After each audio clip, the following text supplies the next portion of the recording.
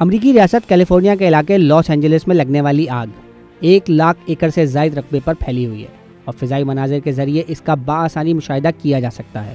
California کے جنگلات اور فائر سیفٹی ڈپارٹمنٹ کے اعداد و شمار کے مطابق لاس اینجلس میں لگنے والی بڑی آگوں کو 5 زونز میں تقسیم کیا گیا ہے: پیلیسیڈز، ایٹون، ہرسٹ، لیڈیا اور کینیتھ۔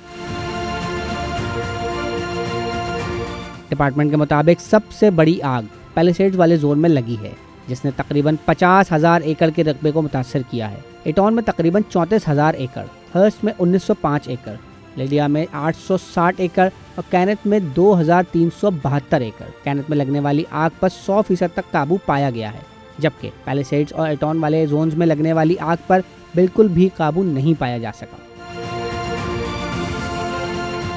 ہرسٹ ریجن کی آگ پر 10% تک قابو پایا جا سکا ہے۔ ان 5 بڑے زونز کے علاوہ بھی کئی اور زونز ہیں جہاں آگ لگی ہوئی ہے اور امریکی حکام اس کو بجھانے کی کوشش کر رہے ہیں۔ کیلیفورنیا کے گورنر گیون نیوسم نے ٹویٹر پر اپنے ایک پیغام میں بتایا کہ 7,500 فائر فائٹرز اس وقت آگ بجھانے میں مصروف ہیں۔ وائٹ ہاؤس کے مطابق امریکی صدر جو بائیڈن نے اپنا اٹلی کا دورہ منسوخ کر دیا ہے تاکہ وہ آگ بجھانے کی کوششوں پر بھرپور توجہ دے سکیں۔ ریاستی مشینری کے علاوہ وائٹ ہاؤس کے مطابق 5 فضائی ٹینکر اور 10 آگ بجھانے والے ہیلی کاپٹرز بھی کیلیفورنیا کی ریاست کے حوالے کر دیے گئے ہیں۔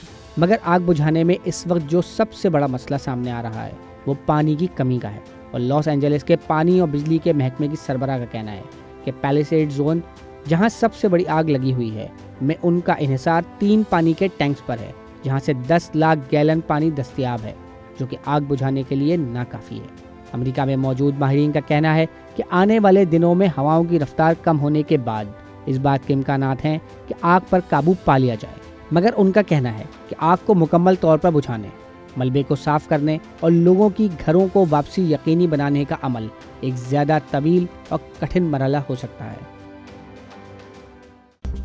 مزید نیوز اپ ڈیٹس اور ڈیجیٹل سٹوریز کے لیے سبسکرائب کریں ڈان نیوز پاکستان۔